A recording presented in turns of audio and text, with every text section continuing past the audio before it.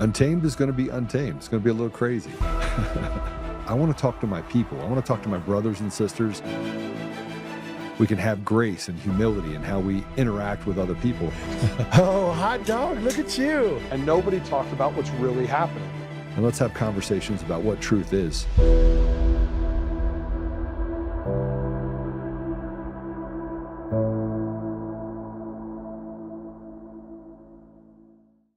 Here in Times Square, a ball drop is planned to celebrate America's 250th birthday. But thanks to Mayor Mamdani's emergency order denying permits during the World Cup, the public isn't invited to attend. Say what? So our famous communist won't allow people to come up and see and celebrate 250th years for the U.S. He needs to go.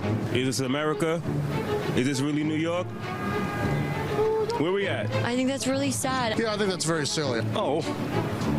You'd imagine it should be allowed. It's something we're celebrating, right?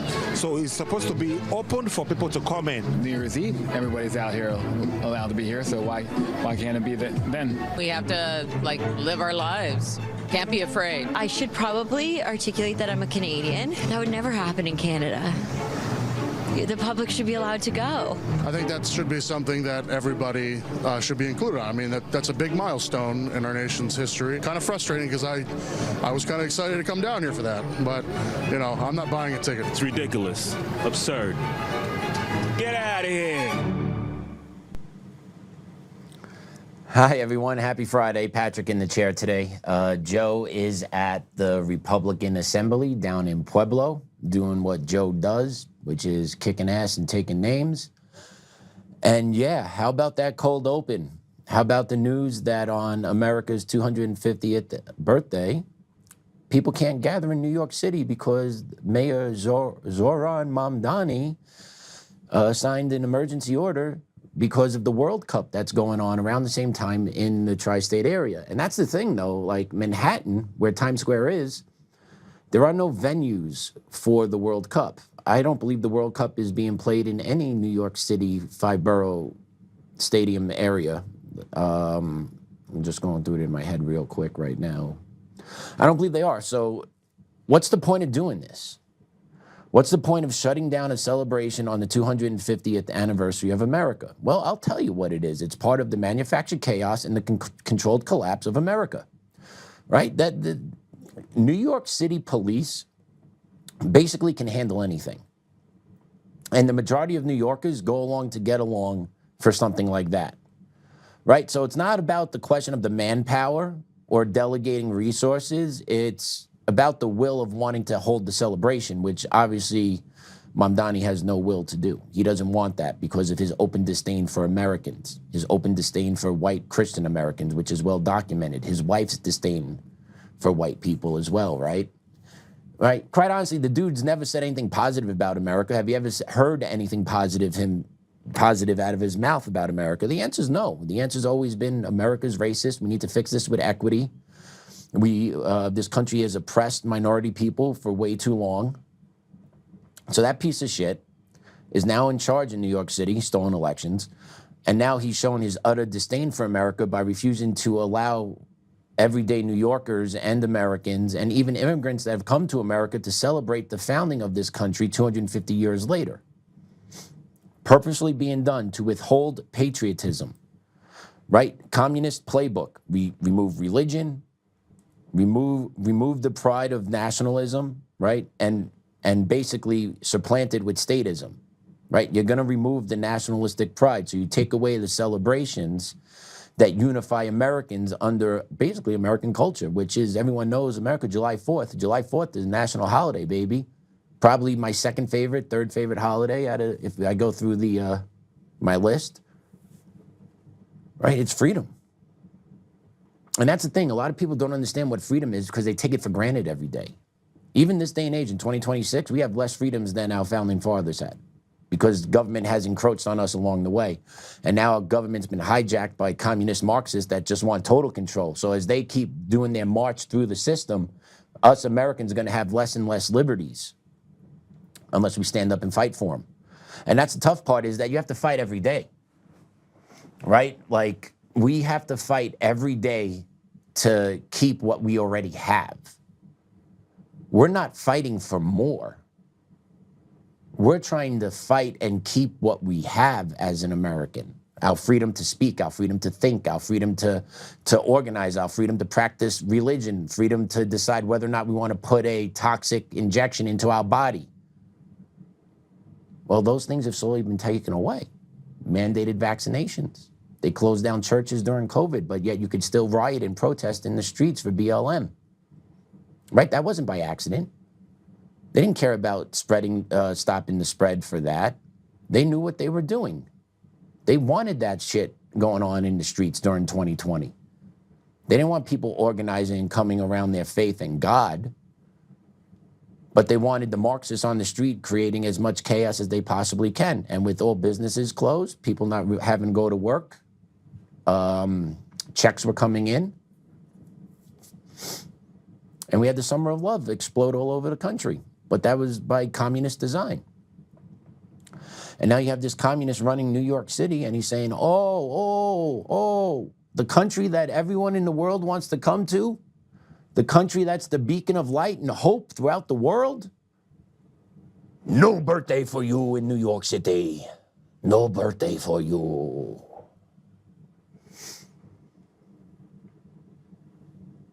No birthday. We will not celebrate the oppressive, racist nation of America. And it's perfectly being done because they want to take that love of the country away from people, step by step, inch by inch. 250 years is a milestone. And we've come a long way, and we've also fallen a long way. We've kind of up and down throughout our history as America, a lot of growing pains. We're still relatively young. If you want to talk about the history of the world and the formations of government, we're still relatively young. And our system has been learned how to be hijacked. Our own laws used against us by radical leftist attorneys that beat and claw and fight to take away from us and give to others in this country. But yeah, the socialist Islamic mayor of New York is shutting down celebrations, citing the World Cup, that their resources can't handle it. No, they can. New York City always rises up. NYPD always rises up. They are able to do it. They're well-organized, well-trained professionals. But no birthday party for America on July 4th. All by design. I wonder if they're shutting down the fireworks displays too. I gotta look into that, if they're actually shutting down the fireworks displays on the rivers that Macy's puts on. Because, you know, you can't have it. You can't have people loving this country. No. We all know how toxic that is. We know how awful that is if you love this country. Right? I say it every time. I lost my job because I love this country, right? So, like, we know how toxic it can be to people to hear that you love the country and why this country is great, because what it immediately does is just destroys their complete narrative on their side. And because the left, all they are is a bunch of hypocrites that create this manufactured chaos that lead to this division that's leading to the collapse of our society. That's what they are. They're hypocrites. And to show you how much of a hypocrite they are, take a look at this post that's out there. This post was put out by John D. Macari. He's a podcast host in New York City. Take a look at this. We're talking about Mamdani today. Well, New York City's Department of Racial Equity and Justice has an anti-white agenda. Oh, no way. No way. Equity means anti-white? No. Uploads. Okay. According to the fiscal year 2025 New York City Council report. Okay, so this is government documents, right? This isn't about how he feels, not like, oh, wishy-washy this, right? These are government data from New York City, okay? New York City Department of Corrections is 62.79% black, but the New York City population is only 21.93% black. Blacks are overly represented in New York City Department of Corrections. So what that means is there's a lot of correction officers that happen to be black. Whites are 8.5% of the Department of Correction officers, but make up 33% of New York City's population. So an obvious question is, will there be an effort by at Racial Justice New York to correct this with the goal of achieving equity? Right? Because like your population presented should be your population in the workforce, because that's what they all say about equity, right? So if you have 25% of so-and-so in your population, you need to have 25% of that people in leadership positions, right? So that's kind of just basically how they move through DEI and race-based hiring by basically setting quotas based on the in because what that is in education, in a lot of other fields, predominantly there's white men and white women that are in charge. And they're saying, no, we're not going to do it that way. And because these white men and women are in charge, it's not because they're white, it's because they actually had the merits and the education and the knowledge and the history and all that, right? They worked their way to a certain point and then got a position. What DEI does is it eliminates the meritocracy and just plugs people in based on race to achieve quotas. That's all it does. So what's being called out here is the lack of equity. If 8.5% of your officers are white, but 33% of your population in the city is white, how come it's not equal the way you're telling everyone it's supposed to be equal? That's why there's pushes in other different branches of the New York City hierarchy to balance out what it actually looks like demographically in these leadership tables. And I'll get into that a little bit later, because why does it matter what color the person is that's in charge? If you want diversity, does that mean all white people think the same, which means then all black people think the same, which then means all Spanish people think the same, all Asian people think the same? Because that's what you mean when you do this with equity and you talk about stacking the deck with people, with percentages of people of color in charge. You're adding diversity of what? Skin color? What does that mean? Skin color means nothing. What actually means of the crux of a person is what's inside of a person, their heart and their mind. And God, and we all know God has created each one of us individually. That gives us the ability to think freely, be a critical thinker, and choose and find our moral compass as a human being. Right? So each person, regardless of skin, has those characteristics. So when you talk about diversity, we need this percentage of black people in charge, this percentage of Hispanic people in charge. What does that mean? Honestly, what does that mean? Does that mean we just need 30% black people here? Why? 30% of black people are here. 30% of brown people are here. Does that mean all black people think the same? All brown people think the same? All white people think the same? So then you get to hash it out? Because that's what these DEI equity retards believe. So yeah, can we go back to that post? Thanks, Damon. Sorry, man. Sorry about that. So to correct this with the goal of achieving equity, the answer is no. New York City has an entire racial equity apparatus, including the New York City Mayor's Office of Equity and Racial Justice, tracking disparities across agencies. But here's the reality. They only act when disparities impact historically disadvantaged groups. So that's what equity really does, right? Equity zeroes in on the disparities of historically disadvantaged groups. So if white people are being disadvantaged right now, that's okay, that's fair game. That's the payback that equity talks about. Meaning, if a group they arbitrarily deem as historically disadvantaged are underrepresented, that is a problem. However, if any of these historically disadvantaged groups are overrepresented, New York City completely ignores it, and then equity no longer appears to be the goal. Equity is replaced with supremacy and protecting the recently created structural racism in New York City government. New York City is not actually concerned with equity. It is concerned with racial supremacy for some groups. New York City Mayor Zohran Mamdani and his Department of Racial Equity and Justice has a racist anti-white agenda. Looking at how the racial inequities in the Department of Corrections are being ignored exposes that. And that is 100% factual true. Because if you're really concerned about equity and the whites are being underrepresented, sorry, I added ED to it twice. If the white population is underrepresented, oh my Lord, we gotta fix this. If the white people are the underrepresented class, equity doesn't mean anything, because that means that's the payback to the white population. The pain, right? The payback that comes. Okay, equity doesn't believe that white people have civil rights. It doesn't. Equity means white people must pay for the past that we had nothing to do with. And the majority of Americans, white, black, brown, whoever, majority of Americans are not racist. This is all a facade that has been pushed down our throats for the past 10, 15 years. The majority of Americans are not racist. Americans really just are trying to just like survive. And like, oh, you're a cool person? All right, I'll talk with you. Oh, you're a shithead? All right, stay over there. And that's kind of how it is in America. But the left has built this narrative that we are just such a horrible, toxic, racist country and that white people need to pay for past sins. That's bullshit, and it's a way of dividing us. Instead of bringing us together, that America is the shining light on the hill, that everybody from no matter what country wants to come here, live here, and be born here. Because it is the land of opportunity where any person can succeed if they put the hard work in, make right choices, right? It's not easy.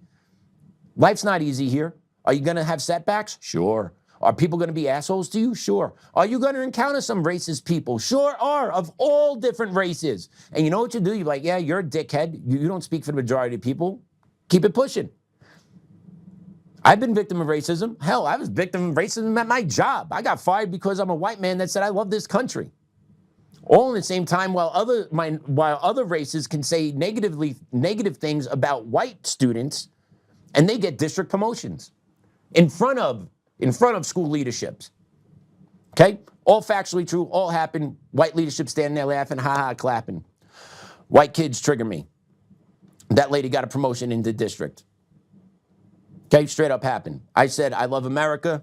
I butt-hurt Ron Garcia E. Ortiz.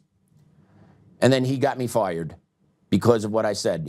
His feelings must have got hurt in somewhere along the line. I guess it tore apart his charade of the life he's living, because he's a guy that's preaching equity in Cherry Creek School District about white people are bad, but yet he chooses to live in a 6-figure house in a predominantly white neighborhood married to a white woman. So tell me the grift isn't real.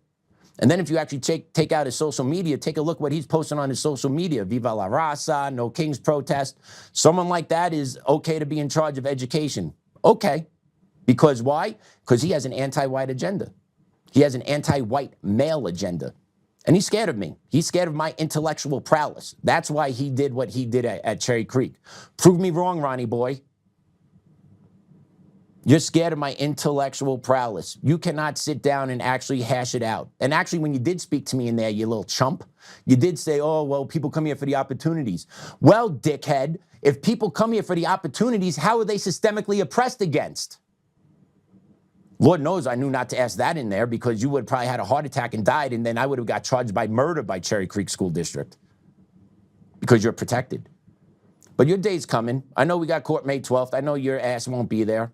You're still collecting your 6-figure salary. I guess you miss your boyfriend, Chris Smith, though. I know you probably miss him. But we got our hearing May 12th, which the courts I know are stacked against me. You know it too. But I ain't going nowhere, buddy. I'm going to see you one day in court, and you're going to have to sit and answer some really tough questions from my attorneys. And then you're going to have to actually show your face in public, you little coward. All of you little cowards over at Creek. Ron Garcia Ortiz, Chris Smith, Brenda Smith, Courtney Smith, Lissa Stahl, Dan Hansen, Allie Jackson, Shelby Sneebeck. All you guys are cowards. All of you are cowards. Jen Perry, coward. Omar Montgomery, coward. All of you over at Cherry Creek School District, each and every one of you. Why don't you get out in front of, why don't you guys go at your next school board meeting in May and speak to the community and let them know how many millions of dollars you're spending fighting my legal case and the other legal case that you're fighting on May 12th. You guys have 2 appeals hearings on May 12th at the Denver County Courthouse, 10th Circuit. How is that remotely possible if you're a school district operating in good faith? You're a school district operating in good faith. Okay, so get out in front and actually tell the community how many millions of dollars you're spending defending your practices. That you actually fired a teacher, own it publicly. And say you fired a dean because he said he's a proud American. You wrote it in the paperwork. And tell the community, yeah, we believe so much that what we were doing was right, that we actually misled him and fired him under false pretext. Because you've also admitted to that in court paperwork. So why don't you just say that publicly? You little cowards. No, you sit there, be quiet, regroup behind the heads. Okay, how many more years can we grind this guy down for? You're not going to grind me down, jerk-offs. I'm not going anywhere. Okay? God chose people for specific reasons. God chose me for this. I'm a stubborn son of a bitch. I've had a long, hard life. I'm not going to lie. Guess what? White guys can have long, hard lives.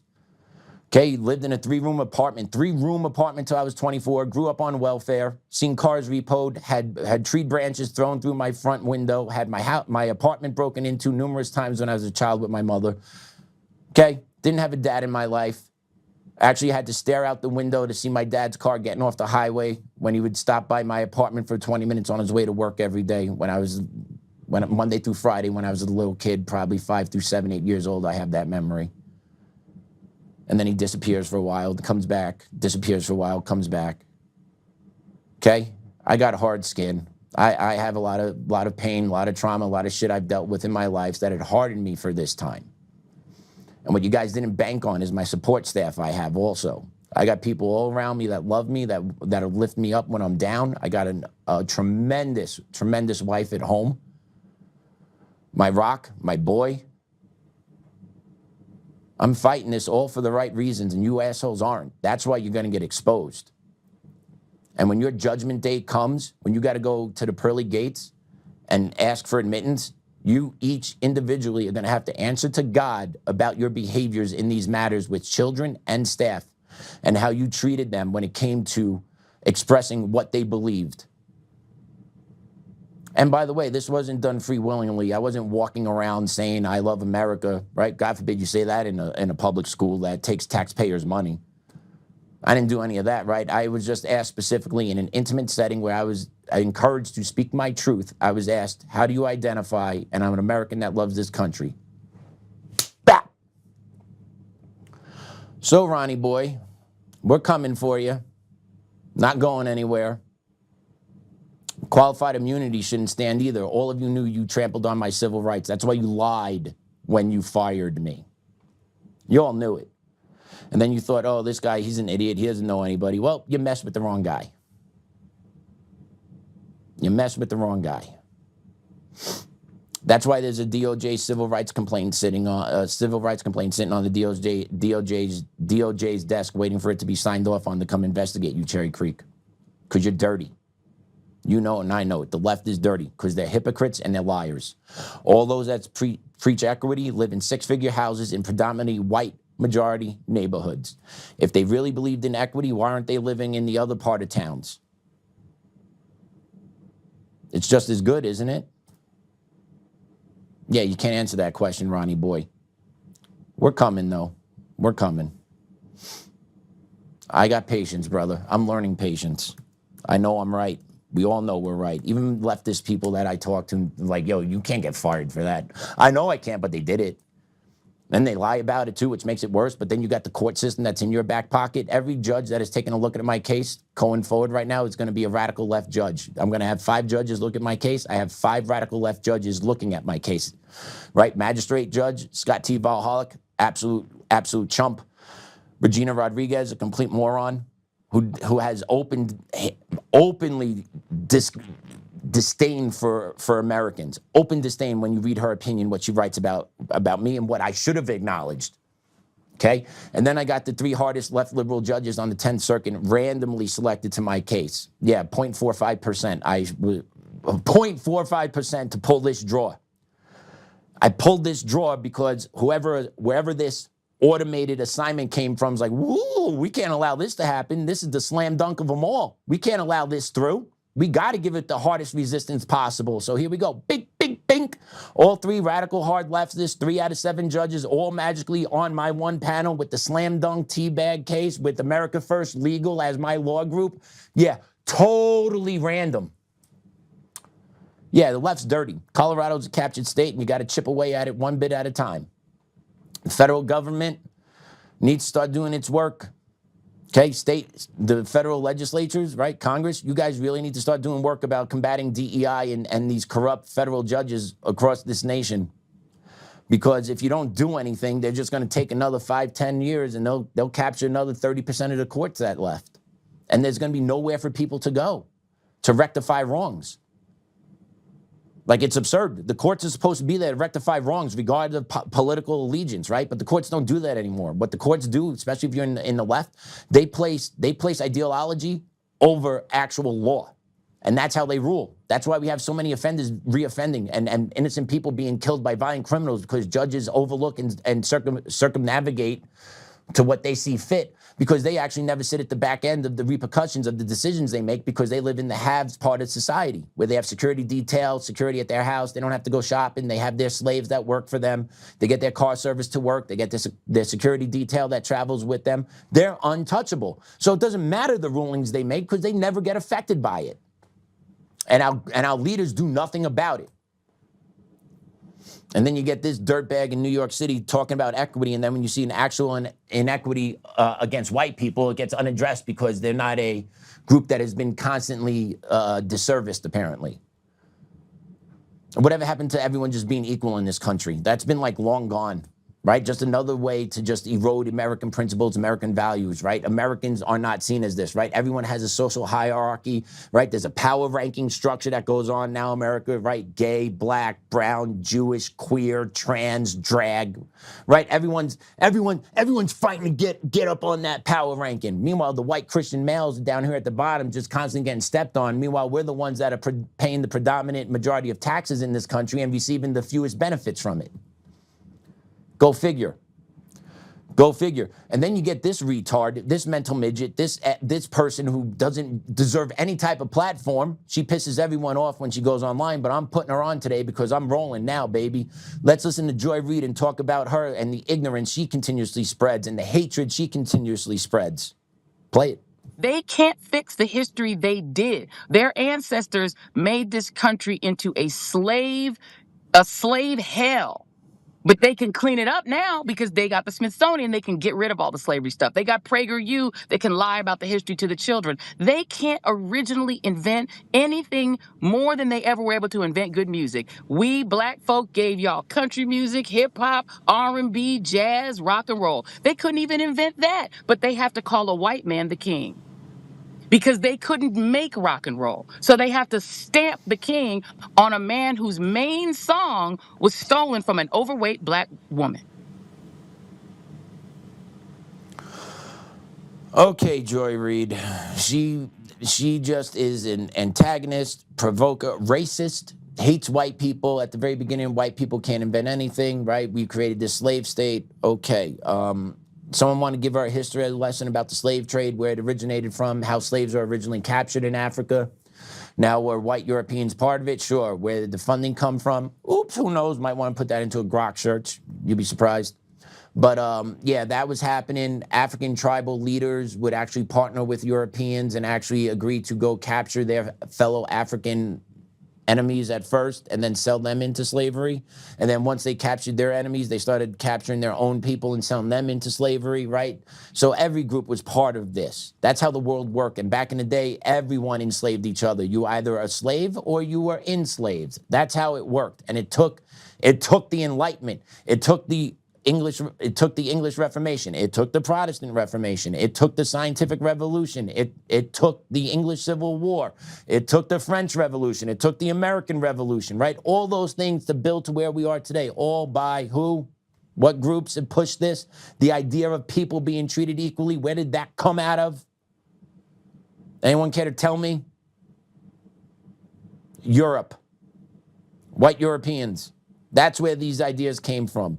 And if you want to talk about that whites don't invent anything, we couldn't do this, we couldn't do that. Okay, quick list of about 8 or 9 things white people invented over the course of history. Ready for this? The printing press, Johann Gutenberg in Germany in the 1400s. The ability to have movable type to mass produce books to increase education. Not an important invention, that didn't exist. You know, everything always just existed on your phone, Joy, while you're sipping your Starbucks, you bitch.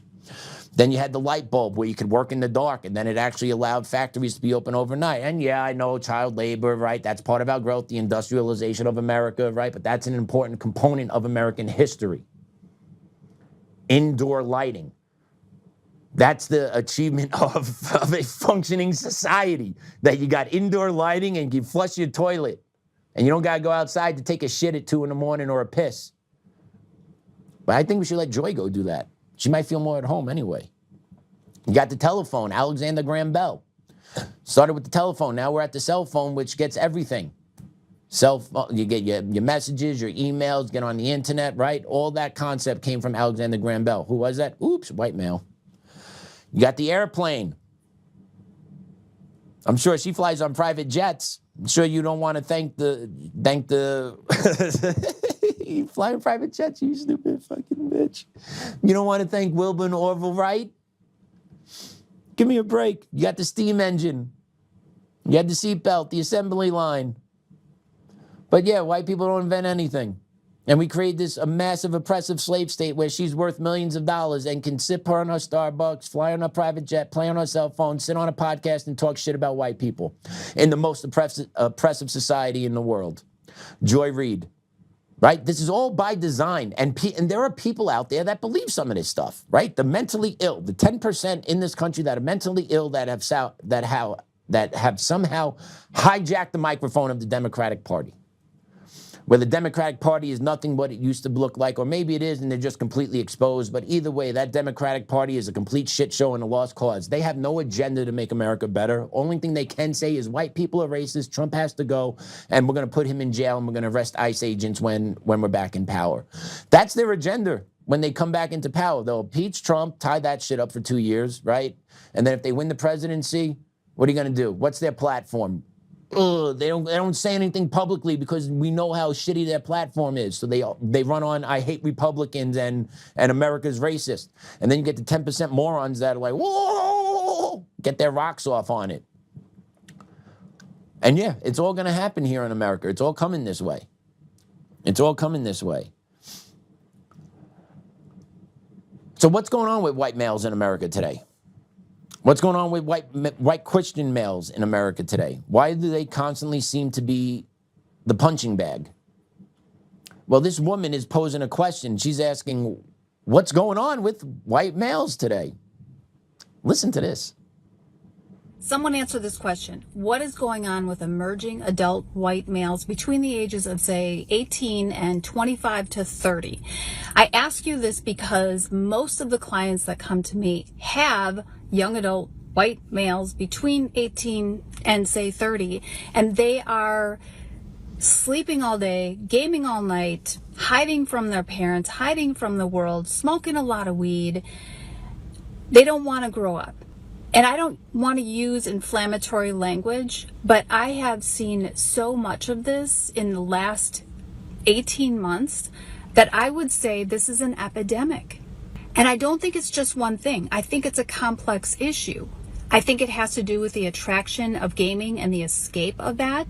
I think it has to do with losing faith in the world and the way it's going at the moment. And I think in some ways we all hit that 20s and we're like disillusioned with the fact that we have to grow up and like kick it into gear and take responsibility for ourselves. And maybe we don't want to do that. But why is it so much more difficult these days for this generation? Ready for this? They're pussies. Okay, plain and simple. The 18 to 30-year-old white male are beta pussies. They are soft. Most of them probably don't come from two-parent households, or if they do, the father's a pussy. And they've been indoctrinated in the school system to believe they're a pussy and that they are to blame for all the ills of society. So when you don't have a hard male voice in your corner telling you that you're not a pussy and that you're not to blame for everything and you are a great person and you have potential to achieve great things, that's the end result of it right there. That's why we have so many white pussies in their parents' basements, jerking off all day, playing video games. Prove me wrong. Prove me wrong. They don't want to go on the outside. Yeah, the sun hurts my skin. The light in my eyes. Oh, I might see a girl outside. Yeah, but they can't talk to a girl because they have no balls. Because we have a whole generation of 18 to 30-year-olds that are just pussies. They're soft. because their parents raised them that way, and then the school district finished them off. That's why you see this big epidemic, watching, playing video games, smoking weed, right? Because no one's making them do anything. If you're 18 and 30 years old and your ass is in the house all day, why? Are your parents throwing your ass out saying, go get a job, breaking your video game system, cutting off your funds? No, the parents are to blame. You're enabling the behavior, right? The softness. Oh, we don't want to push Johnny. The world, it's tough out there. No shit, the world's tough out there. You got to harden up. Because what's going to happen is these pussies, they're going to keep growing by generation. And then also what you're going to have is they're never going to become men. They're never going to understand what it's like to raise a family because they get addicted to online porn. And they don't date women. They rather check into OnlyFans, spend $100 a week, get their rocks off, play video games, and call it a day. That's what they do. Right? Very few, I guarantee, very few 18 to 30-year-olds are out there working full-time jobs, buckling it up, not bitching about it, and then going out and not crying about it at night, right? Going out, meeting people, living life. Right? But you get a majority of these 18, 30-year-olds sitting at home whacking it all day because they're soft. They've never had to grow up. No one's forced them to grow up. There's been no strong male presence in their life because the male presence has purposely been removed from society over time. That toxic masculinity. Well, this is what happens when you eliminate toxic masculinity. You get depressed 18 to 30-year-olds that don't know what they're doing in their lives and have no future, no hope, because everything they hear is, I'm racist, right? And no one instilled values or beliefs or will to push back against lies. That's the problem. So the problem is actually the parents of that generation. And you could say that majority about most people. You're a product of your environment. You're a product of your parenting. If your parents are going to allow you to lay on the couch, smoke weed all day, play video games, get a porn addiction, and not have to get a real job, no shit that's going to happen to you. And that probably didn't start when they were 18 or 30. That started when they were younger. Those kids probably started on the screen out the womb. Right? It goes back to parenting. I'm a parent now. I got a 4-year-old. Parenting is hard, dude. Parenting is so tiring. And I could easily see how lazy you could get because you're tired as being a parent. Just put on the screen, put the tube on. Don't talk to the kid. Don't instill anything into the kid. Let the kid get raised on TV. Let the kid get raised on video games. And a lot of parents do that. I hate when I see it. Like, I go out to eat. Like, my kid is 4, has no screens whatsoever. We watch a little bit of TV here and there, but no screens whatsoever. We go out to dinner and we just look around and eat, and you got kids that are younger than my boy at different tables. You got kids older than my boy at different tables, and everything. These kids are on their freaking gadgets at the dinner table all the time. I'm like, this is crazy. And yeah, it takes more effort to talk to your kid, to interact with your kid, to keep them busy while the dinner's coming, and then to keep them on task, right? It's all effort and time, right? Well, guess what? You're a parent. You signed up for that when you laid down and had sex and led to the procreation of life. You give up all that time when you free willingly make that decision. And then you have to make a conscious decision going forward that what type of parent you want to be. And if you're going to be a lazy shit parent, you're going to get a lazy shit kid. End of story. Kids reap what they sow. Kids do what they see at home. It's blatantly obvious.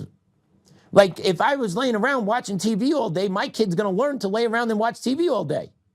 But we don't do that in my house. We get up, we play, we make breakfast, we go about our day. Unfortunately, I have to go to work for a long time every day. My kid goes to daycare, my wife goes to work. We get home, my wife does the deal with the kid, plays with him, I'm still at work. She makes dinner, I'm still at work. They eat dinner, I'm still at work. I get home, I eat dinner, play, bedtime, bed. The TV doesn't go on, the screen doesn't go on. And then we read books before we go to bed. We don't watch videos. Now, do we have videos that my kid likes to watch? Absolutely, but it's limited. And we're trying to do this purposely because I'm not raising a pussy. My wife and me are purposely raising our kid to be alpha. My wife doesn't know that. Or she hasn't publicly admitted to that or acknowledged that, but that's what we're doing. Now, does he whine and complain still and do shit we don't like because he's for it? Yeah, but we're working on correcting all this. But kids today, 18 to 30, they're not even kids. Adults today, you could drive, you can get a license, you could chop off your nuts if you wanted to, you get a trans surgery if you wanted to, but you gotta hit this spliff, gotta play that video game, can't get that job, can't get that job, because you did not have principles instilled in you growing up. That's why. And the school system does no favors to these young kids either, because the school system doesn't actually push kids to be harder, because the school system just gives everyone a trophy. School system doesn't hold kids accountable. Everyone gets a trophy. Everyone's feelings are important. Everyone's feelings need to be validated. But when you get to the real world, no one gives a shit about your feelings. The real feelings, yeah, okay. Yeah, I don't care. Real world doesn't give a shit about your feelings, because the real world is looking to drive an agenda down your throat. And you got to stand up against that agenda. So take a look at what the schools are doing, right? We cover it, and the schools are in my wheelhouse. You know, I hate seeing what's going on in the schools, and it's crazy how pervasive it is and how widespread it is. But take a look at Tate Public Schools in Massachusetts is holding a day of silence today to recognize the oppression that LGBTQ face. Public Schools is proud to be observing the National Day of Silence in honor of the voices of the LGBTQ plus community that have been or are being silenced. On this day, students and staff nationwide are invited to take a vow of silence for the entire day in solidarity with the queer community's own battle against silence and oppression. Taking a vow of silence can bring awareness and attention to bullying in and outside of schools, discrimination, and the rising anti-LGBTQ plus hatred in the world. Keep that up for a second. This shit is crazy. This is communist propaganda 101. If you take a look at the verbiage of this, they are shoving communism down your throat. Okay, in solidarity with the queer community. Okay, these kids are middle school kids. And do you know what happens at a day of silence? Because I've worked at schools that have days of silence. It is insane what happens. You have teachers that willfully take part in this. So you know what that means for an entire day? A teacher chooses to be silent in front of their kids during the school day. What do you think happens, or what type of learning environment that creates in a school, in a classroom, where teacher or teachers are choosing to stay silent? And notice how they don't specifically say what discrimination these groups are facing. What discrimination?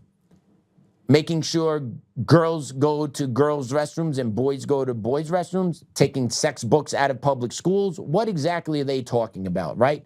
But they use this type of language to incite people, to mislead people, to propagandize people. And they're doing it to the young kids. And then guess what happens at the day of silence? Let me ask you this. Do you think this school contacted every child's household that says, I'm going to partake in this today?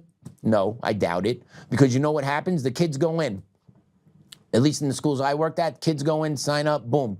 They get an index card that they get to wear as a lanyard around there that says, I am participating in the day of silence. I will not be speaking today. And they walk around with that index card around their neck. And then some students take it a bit further and they choose to put tape over their mouths for the full day. That's what goes on in schools during the day of silence. So what type of learning environment does that create? None. But what does it do? Creates social justice warriors. Creates, once again, the illusion that this group of people are being specifically targeted and discriminated against in this country because people are standing up for their own individual rights and standing up for their daughter's rights, not to be invaded in her space of a bathroom or have herself touched while in a wrestling match. And then I guarantee those kids that sign up to do that, their parents aren't notified. So the parents are left in the dark that my kid is protesting all day at school, walking around being quiet, supposedly. Right? None of that, none of this should be allowed in the schools. So activism should be taken out of the public schools. Public school is not for activism. Public school is supposed to be for a place of education. But what it is now is a place for activism and social justice, with education, moving down the totem pole of priorities in the school system. And then here you go with another one. Take a look at Alice Deal Middle School in D.C. This school is supposedly filled with DEI and transgender propaganda. Their goal is to create a school-wide culture where diversity is demanded while promoting genital mutilation flags wave high. They want to indoctrinate your children. And that stuff is all over the place in the majority of public schools in blue cities and blue states all over this country. Completely ignoring the EO, no enforcement behind the EO from President Trump, no push coming down from our federal leaders in the legislature to ban this crap in public schools. Right? So it's just allowing the chaos to go. It allows the divide to go. Just look at that. Deal pride. You matter. Diversity is demanded. Diversity, diversity, diversity. How come no one talks about the most important diversity, which is diversity of thought? Because that's how we got where we got in America today. That's how we've gotten to where we've gotten as a society and as a world society today. Diversity of thought. Allowing different ideas and different perspectives. Because when you allow different ideas and different perspectives, eventually the best ideas and the best perspectives win in a free, open society. You don't need people coming in and then shoving this down your throat and then firing people that stand up against this stuff, or firing people that say America is great. All being done, willful ignorance by our local politicians and our federal politicians in Congress to allow this shit to continue.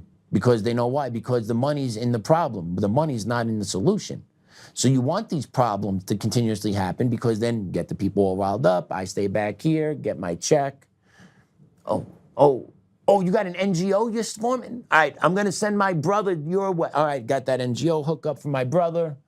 All while us down here on the regular folks, all our lives get turned up into the trash. My life's been in the trash for 2 years because I've lost a lot of money, pension, mental health issues, and the court system just treats me like shit because I'm a white guy claiming discrimination.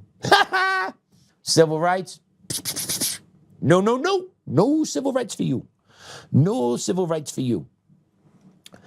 And you also have politicians that talk about safety of schools. Schools are a hot button topic for safety issues, right? Because unfortunately, when you bring thousands of people together in a specific area, things happen. That's why when you go to ball games, you have security. When you go to airport, you go to security. When you go to the courthouse, there's security. Right? There's security in place for things like this. Well, schools aren't supposed to have security. Schools are supposed to be soft targets. But yet people talk about that there's all these shootings that take place at schools.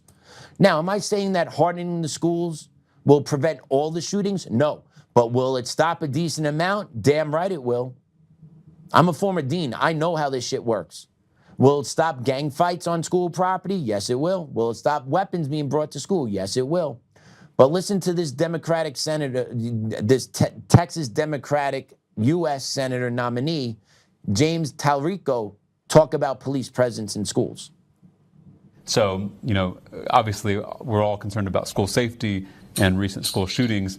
And that concern in some ways has been channeled unproductively toward militarizing schools and toward kind of leaning into a culture of violence and adding more law enforcement officials into campuses.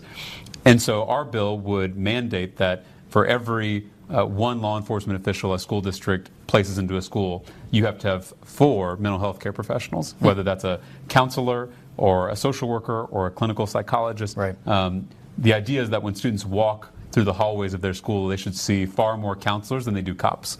And that would be I'm good. Sure you remember growing up in school that, did you have a police officer in your school? I don't recall seeing one. Yeah, right. I mean, this hasn't always been an issue. And I have talked to law enforcement officials in my community, and most of them don't want to do this work. They recognize that, you know, to be in a school requires an entirely different skill set. That's right. Just like they would as a certified educator, they don't want me roaming the streets, right, in a cruiser, right? Right. You don't want that, and I don't want you in my school doing discipline. So first off, police don't do discipline in schools. Okay, that whole interview is a crock of shit. First off, police don't do discipline in schools. Discipline is handled by teachers and school administrators. Now, if a student is non-compliant, verbally abusive, physically abusive to staff, and is committing a crime, then law enforcement can get contacted. But that doesn't happen in schools, man. Like, it doesn't. And majority of kids in schools want police there because the kids in schools know what goes on in the schools and they feel safer with the cops there. They know the drug dealers, they know the ones that have weapons, they know the gangbangers. And if this is offending you, too bad. This goes on pretty much in every public school in the country. Okay? There are gangbangers in schools, there are drug dealers in schools, there are sex traffickers in schools. And some of them are the teachers too, mind you. True story. That does happen also.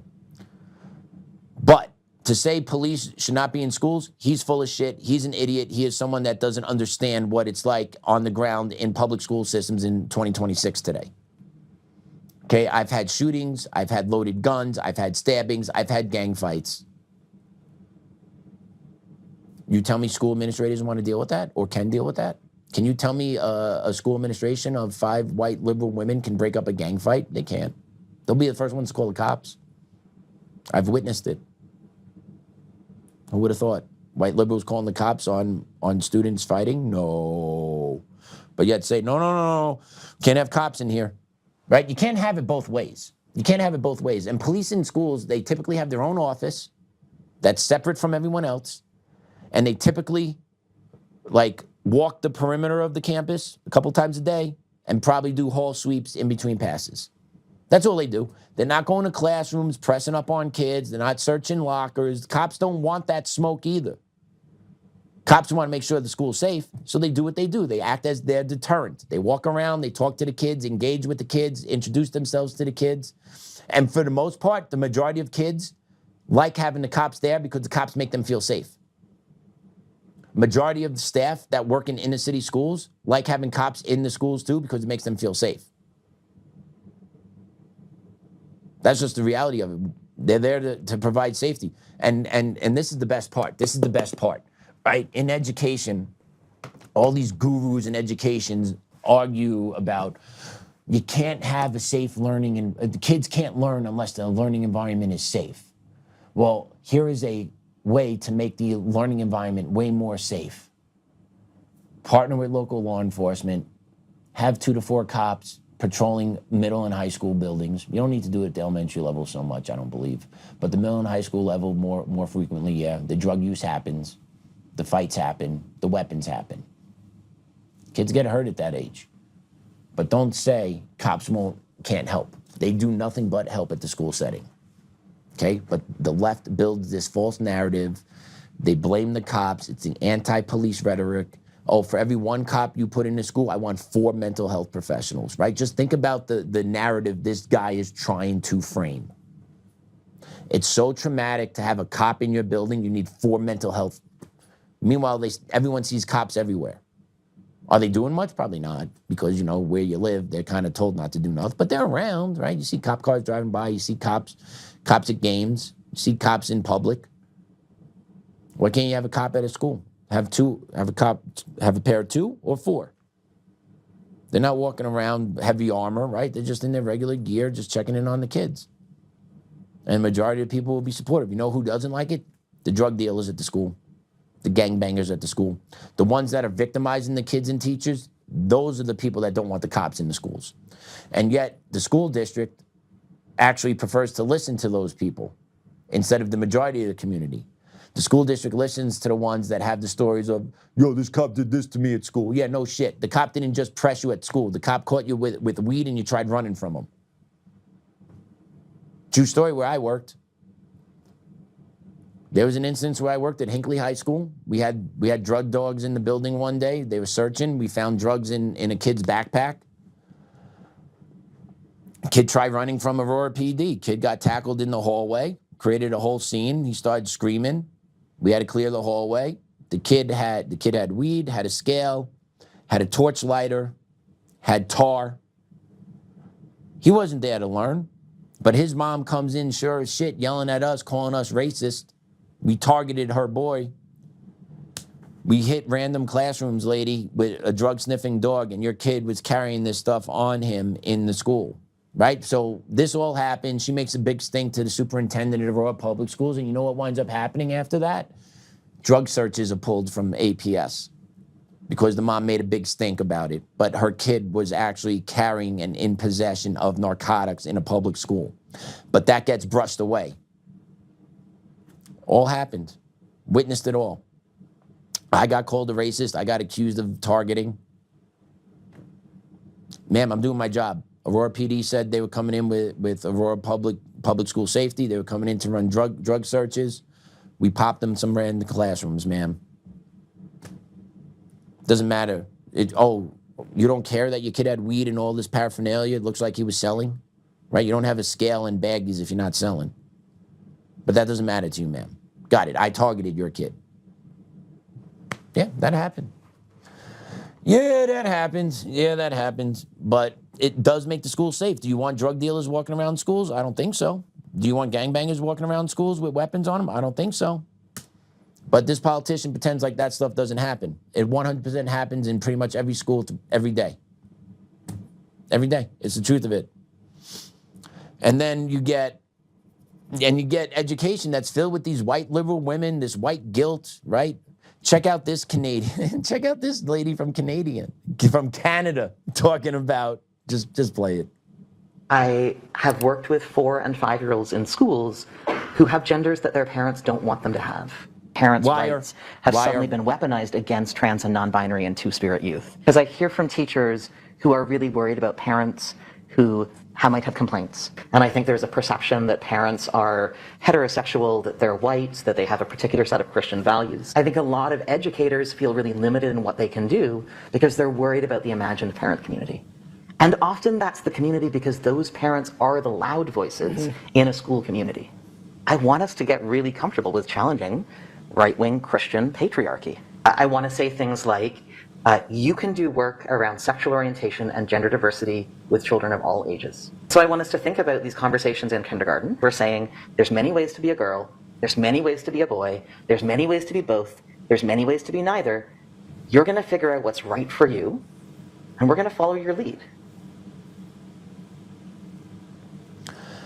So, tens of thousands of years of societal norms, society, evolution, right, all that just thrown out the window by this fat piece of shit, right? But listen to this. She's saying, I work with 4- and 5-year-olds. My kid's 4, lady. There is nothing about gender identity my kid knows about. Why? Because it's bullshit and we don't talk about it in the house. So the ones that are actually coming up with this shit are the ones being programmed by your sick side on the left that are making these kids mentally handicapped at such a young age because you have mental health issues yourself. That's what's going on here. And then we as a society cave to this nonsense. Well, at least Canada is. I'm sure we'll be caving to this bullshit soon enough. Right? Do you hear that? 4 and 5. Who has a 4- and 5-year-old that goes around talking about, I got genders, I don't want to tell my parents? Like, are you crazy? Why do I have a penis? Why does mom have a vagina? Like, that's the conversation at our house.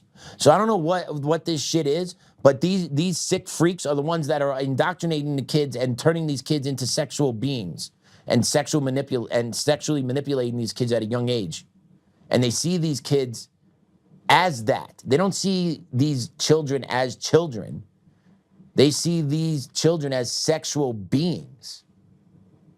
And that's what they're doing here. They're taking their sick, twisted fantasy and projecting it onto the kid. That's all what the left does. Everything they do is projection, projection, projection, projection, projection. I want to examine the Christian male patriarchy. Yeah, well, take a look at it. It's worked pretty well in society for a long-ass time. And basically, the Christian society is the only society where you're allowed to freaking thrive. Try living in a full Jewish society. Let me know how it works for you.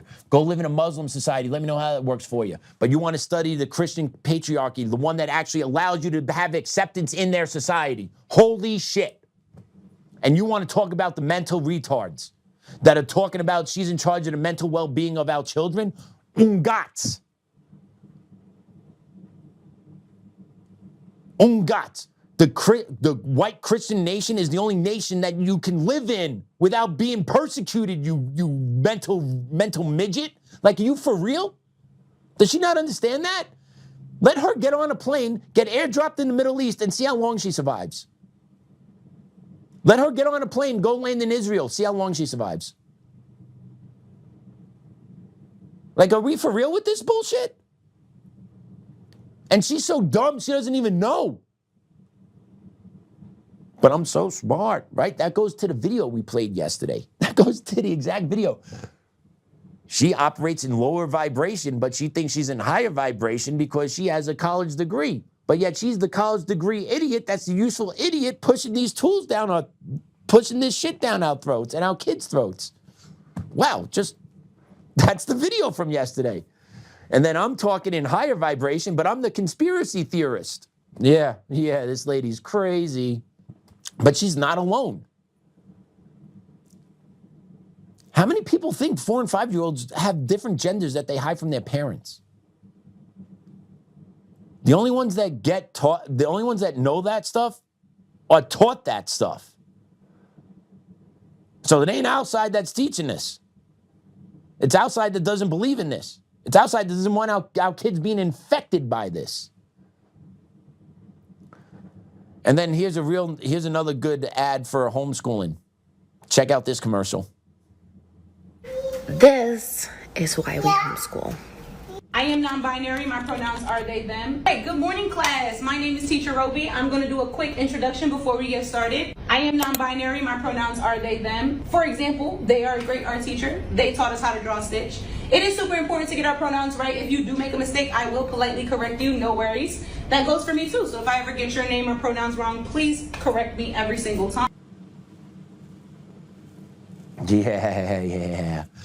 And that is why more and more parents are opting their kids out of the public school system, because you get people like that in front of your kids. My pronouns are they, them. I will politely correct you if you get my name wrong or my pronouns wrong.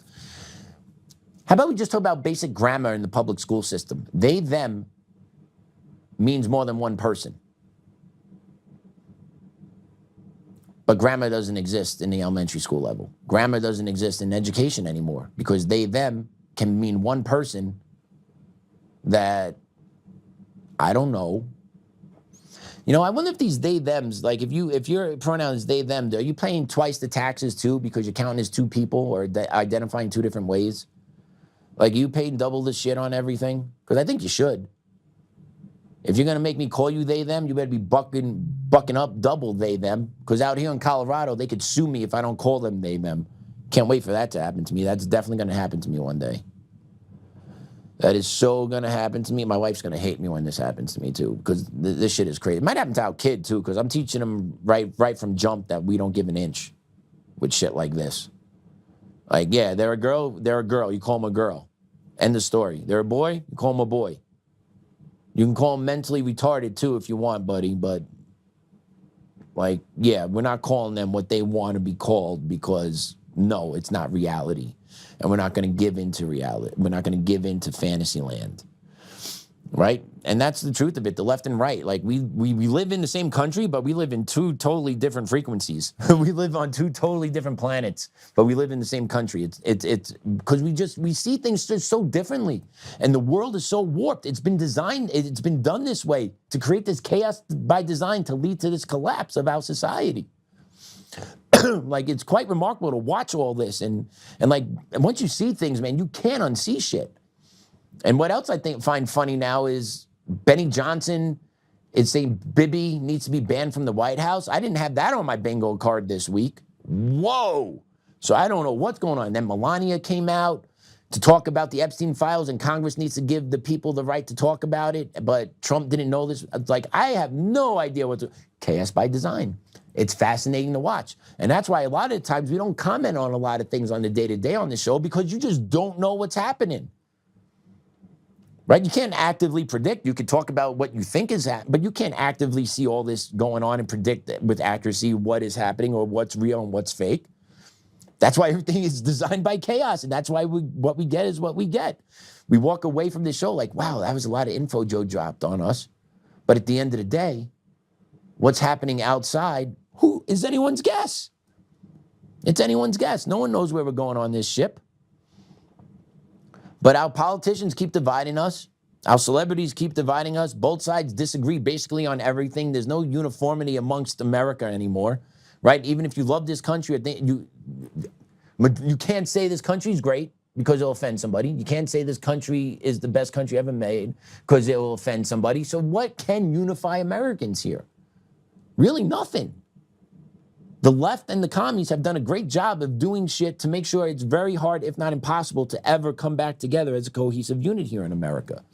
Right? And that goes into the stolen elections, goes into the captured courts, goes into the lack of action by our congressional leaders. Right? It's all tied together. It's all tied together in a nice little bow.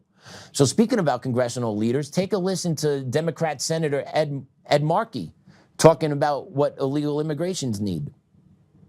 The Trump administration is criminalizing legal immigration, demonizing immigrants, making it harder for them and their families to navigate a broken system.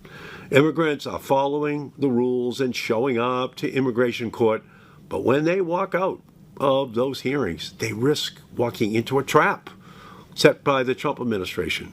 ICE is there, waiting to arrest them and fast-track their deportation. That is unfair, and it's just plain wrong. More often than not, immigrants are being forced to defend themselves in immigration court alone. In Massachusetts, more than half of immigrants facing deportation lack legal counsel, often due to the cost of hiring a lawyer or to an actual shortage of lawyers to handle all those cases. And unlike in criminal court, immigrants lack the right to counsel in their immigration cases if they cannot afford one. There are 5-year-old children sitting in courtrooms by themselves who can't even read and are expected to explain themselves. This is not justice. This is punishment. And that's why I introduced the SHIELD Act to help ensure that immigrants can obtain legal counsel in immigration court, no matter their ability to pay.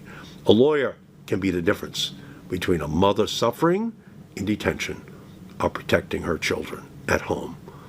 They can be the difference between an asylum seeker returning to danger or gaining relief. Immigrants have a right to live with dignity, to seek a better life for their children, and to have their rights protected. Our nation was built by immigrants, and I will always stand with them. Yeah, this piece of trash. Our nation was built by immigrants. Sure, they came here the right way. They assimilated to our country. They weren't given handouts. They weren't given immigration lawyers when they arrived at Ellis Island. They weren't given a damn thing. They were welcomed in. A lot of them had their names changed because those at Ellis Island didn't understand what they were saying, so they kind of just wrote down whatever, and you had a new family name, and off into America you went.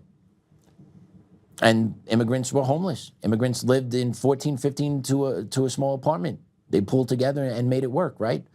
So yeah, if you want immigrants to do that, not give them a dime from America, sure, go for it, buddy. But no, because the reality is illegal immigration is $1 billion a year industry in America, and no one wants the grift to stop. He's talking about a 5-year-old being forced to defend himself. Yeah, well, why do we care if that parent doesn't care? And I know that sounds heartless and callous, but at the end of the day, that child's parents abandon them. And then what are we going to do? Put them into the system here where they're going to get lost and trafficked? But I can't imagine sending my kid anywhere without me or my mother or my wife going with him, his mother. Just wouldn't imagine. But the most common estimate for illegal immigration per year is around $150 billion here in America. Let me say that again. The cost of illegal immigration here in America is roughly around $150 billion a year. And that is cited, where did we cite that from? That is come from the Federation for American Immigration Reform, FAIR. As of their 2023 report covering data through 2022, the net cost stands at $150.7 billion per year. Can you imagine what good that could do for America if that money was delegated to the American people? If that was just given to people in a form of check or given back to the people in the form of more services, more medical services, better education system? Think about the positive changes that can be made. But it doesn't. Instead, it goes into this cycle of supporting and giving entitlements to illegal immigrants that come here and spit in the face of our law, come into this country illegally, and then expect handouts, and then are given handouts. And then when they don't have enough, claim racism, and then they get more. Because you got the Democratic Party that's playing the game here, because they want all these illegal immigrants here in America, because they're setting them up to be the next voting bloc. And also it's part of the grift, because they get kickbacks from the NGOs that they partner with to actually help these illegal immigrants, all at the expense of the taxpayer, us white Christian males, that I saw a report that for every dollar we put into tax, our return on investment is around 3 cents. Like that's the service we get paid back to us as tax-paying Americans, white Christian males. We put in $1, we get 3 cents on the return. While other groups that put in $1, they get $4, $7, $8 on their return. But we're the evil ones, because we're talking about this. And I don't hate anybody based on race. I hate people that come to our country to leech from us. That's what I hate. That's what I have a severe problem with, because life's hard. And then if you're a poor white kid, as I grew up as a poor white kid with no brakes, it's tough to see after you make it somewhere, then you get trampled on by equity, told you're a racist, lose my job, and then have other people come here because we're so racist, and then give them everything, and then not be able to connect the dots, right? It's dangerous when you just ask 2 simple questions all the time, how or why. Those are the 2 questions that will break apart any story, any fraud that our politicians and our government officials try to shove down our throats. How and why? Well, immigrants deserve to live with dignity. Sure do. They don't deserve to be here. They don't need to break our laws and come here illegally. Right, and we covered a story a couple days ago. Mississippi is looking to make illegal immigration a state crime. That's great for them. Why? Because they see the economic damage it does to their state. It costs them about $100 million a year to supplement for illegal immigrants. Medical, education, housing. It's the truth. And where's the help for us regular Americans? Where's the break in our pricing? Where's the reduction in our mortgage? Where's my free cell phone? Where's my free pair of sneakers? Where am I... Right? I don't want any of that shit, but I'm just throwing it out there just to prove a point. Us Americans don't get anything. But then if we miss a tax payment, or if we say or if we don't pay our taxes, government will come snap you up real quick because they want to make sure they get theirs. And then, you know, we played this clip earlier. We didn't play this clip earlier. We played her earlier this week, Jennifer Welch. Well, she had another great soundbite I want to bring to you guys. I thought it'd be kind of funny. So let's listen to her. Republican Party has done such a good job propagandizing that if you need anything from the government, you're a lazy piece of shit. Yep. And you're a moocher, when really the parasites and the parasitic people in the country are the billionaires. She is a complete moron. She is a complete moron. And no, we're not saying you're a lazy piece of shit or a moocher. We understand people have hard times, right? But have you put into the system that you're taking out from? No. If you're an illegal immigrant coming to America and taking out of the system, what good faith have you put into the system to start? None. And then when you actually look at the research that is out there, the majority of illegal immigrants, whenever they make money here in America, they look ways to hide it and send it back to their families, just to skip around the taxes. So are they really here for the right things, or are they just really here to be a leech to the American society? And that's what Americans have a problem with. They're tired of the leeches, because we Americans know how hard life is. And we see how regular Americans suffering in the streets, see homelessness, see people begging, see our veterans homeless and begging. Those things can be easily handled by our government if we actually took away entitlements from illegal immigrants and given it to the people that actually deserve it first. But that's never going to happen because there's one political party that hates the American people. Actually, both parties hate the American people. That's why we're here. The hatefulness for the American people and the disdain for the American people, combined with the willful ignorance of those in charge, is why we're here. And why we keep fighting and discussing these same issues over and over again, because these issues have real simple solutions that no one wants to do. Because when you solve a problem, the grift, the divisiveness, and the money goes away. And then we're just down here as regular Americans screaming at the top of our lungs, this is so simple, fix it, fix the damn thing, but they choose not to. Because it doesn't benefit them, it would benefit us. And the moment something is done to benefit us, the American people, gotta put that wall up, baby. But take a look at this post that was just recently put out about the refugees coming into America under the Trump administration. I'll give the Trump administration credit on this. This is from Eric Doherty. Nearly 100% of the refugees America has taken in recently have been from South Africa, as white farmers face genocide and land seizures. Awesome. Of the 4,499 refugees since October 25, only 3 were from Afghanistan, meaning 496 refugees have been from South Africa coming to America. Trump said it perfectly. You do not allow them to take land. When they take the land, they kill the white farmer. And when they kill the white farmer, nothing happens to them. 47 is sticking up for what's right. These people assimilate. They're real refugees, and they aren't trying to destroy our culture. That's all true. And if you're not paying attention to what's going on in South Africa, it is straight up DEI on steroids. That they kill white farmers, break into homes, take their land, because the government in South Africa has basically given carte blanche in the name of DEI that we are basically repatriating the land of South Africa to the black man. So it basically gives full reign to then go torment, kill white farmers in South Africa, that these people actually had to pack up their family and say, I'm getting the hell out of here. That's real refugee status. Not that, oh, I just don't like it here, I want to go someplace else. All right, are Somalis being specifically targeted in Somalia and being killed? No. Is that going on in South America also to specific groups? No. Is that going on Christians? Yeah, it is. Yeah, it is. Christians are being systemically targeted. We need to bring more Christians into this country. Whew. And I want to end the show on this clip. This is a feel-good clip. I hope you enjoyed the clips today. I hope I made you laugh. I hope I connected some dots for you. I appreciate you guys allowing me to use you as my therapy session. But I want to close out with this Chick-fil-A worker. Check this clip out. I just picked it up and I brought it to Human Resources. The money was inside 2 envelopes when he found it. I asked him why he didn't just keep the money for himself. But that's not what Jesus would have done. That's not what God would have wanted. Centron said his faith guides his thought process. Money is useless without character. Kinston Police Chief Keith Goyette said it's amazing that Centron did what he knew was right. A lot of people will unfortunately take that money and run with it, but kudos to that employee at Chick-fil-A. Definitely deserves an award.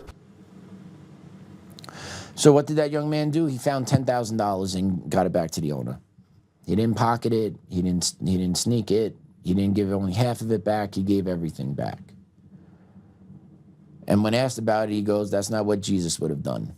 And I want to close with that because we need to be reminded of the goodness. We need to be reminded that Jesus is here and that God is real and that he does walk amongst us. And that, yeah, evil's happening. It's not God's doing with the evil. It's the people's doing with the evil because God has given people free will and people have decided to put their own self-interest above doing what's good and what's right. I've been speaking, not on the show, but I've had numerous conversations the past couple of days with people about God and about the situation that I'm in and faith, and it's overwhelming at times. Because people I've spoken to, and I believe it too, and I've spoken about it here, that God God chooses people for the right reasons. God chooses you every day. What you do with that is up to you. I believe God chose me for the case I'm going down with Cherry Creek. I believe God chose me because DEI is at the forefront of evil in this country. And God's like, who's the most stubborn, thick-headed son of a bitch down there on earth that will stick through this, stick through the corrupt court system, stick through the corrupt district level, stick through it all until this case is heard publicly and get it on the books. Looks like God chose my name on it. I truly believe it at this point. There are too many coincidences along this way from start to finish, including me getting hired here with Joe and doing this work, to make me believe anything else other than God's hands at work. And I have to remember that, which means to remember that I need more patience. Patience has been my Achilles heel my whole life. I still need to practice it, so it makes sense why God is choosing this route for this case and for all that. It makes all perfect sense to me. So I hope it's true. I believe it's true. We're just going to have to wait and see. And with that, let's pray it out. In the name of the Father, Son, and Holy Spirit, amen. Dear Lord, thank you for the opportunity today to sit in this chair and speak the message to our Untamed crew. Thank you, Lord, for my beautiful family. Thank you, Lord, for a weekend that's going to be action-packed coming up for our family. It's all good things, nothing bad, just all good things. We appreciate it. It's good to have a little break from the chaos. And I thank you for giving us these opportunities over the next couple of days to just have fun. Just thank you. Thank you, Lord, for America First Legal, because without them, there is no way I would be able to take on this battle. So thank you, Lord, as well, getting them connected with me. Just so many little miracles in this crazy 2.5 years that have been going on, Lord. Just thank you every day. I know I walk around angry and frustrated. I got to work on that. I know. But thank you for the tremendous opportunities you have provided me and the lifelines you have provided my family while we fight this battle for you down here, Lord. Hey, Grandma, Grandpa, Dad, miss you guys. Love you guys. Our Father, who art in heaven, hallowed be thy name. Thy kingdom come, thy will be done, on earth as is in heaven. Give us this day our daily bread, and forgive us our trespasses, as we forgive those who trespass against us. And lead us not into temptation, but deliver us from evil. Amen. In the name of the Father, Son, Holy Spirit, amen. All right, everyone, have a great weekend. Check out Joe. See what he's up to. He's down in Pueblo. Until Monday, class dismissed.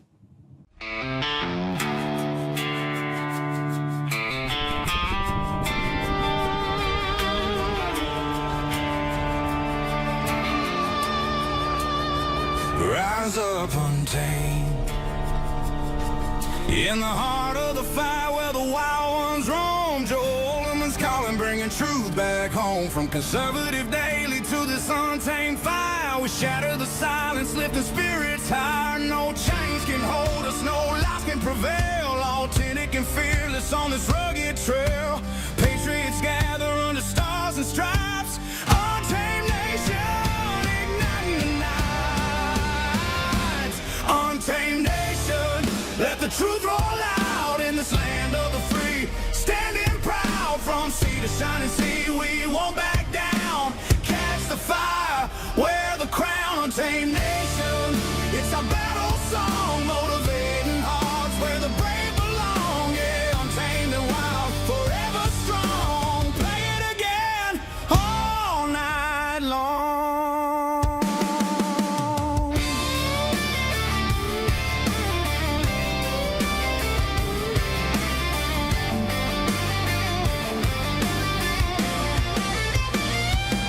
Break the mold, chase the real. No more games, time to heal. Joe's voice leads the untamed crew. Truth matters through and through. Untamed nation, let the truth roll out in this land of the free. Standing proud from